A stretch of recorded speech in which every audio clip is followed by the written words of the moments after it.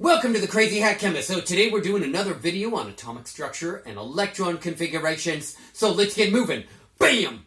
So today we're talking about the three subatomic particles of the atom. And this is why John Dalton's theory that the atom could not be subdivided was not correct on that little postulate.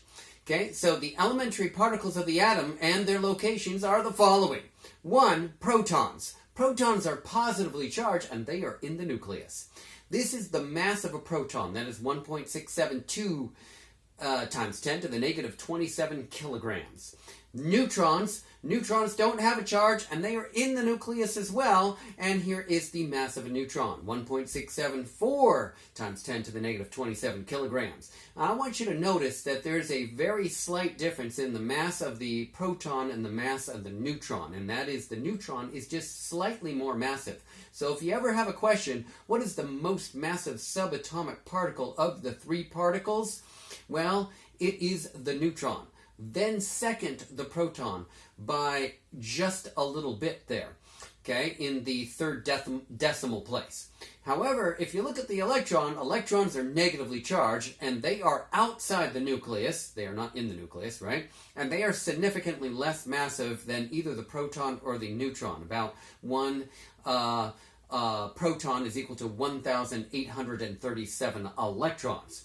And here is the mass of the electron. That is 9.109 times 10 to the negative 31 kilograms. And that also goes with Millikan's oil drop experiment, of which he came up with this number. The number that he came up with, or that is written down there in my previous video, was in grams. So that's why the exponent is different, 10 to the negative 31 for kilograms here today. And these numbers come from the CRC Handbook of Chemistry and Physics, the 89th edition. I know there are many newer editions well beyond that one. It just happens to be, that was the edition that I happen to have a giant hard copy for. Okay? Hopefully that's working well for you. Okay, here's some atomic humor here to tie up the day here a little bit. So a neutron goes into a restaurant and sits down with a menu. The waiter, a proton, asks the neutron if she is ready to order.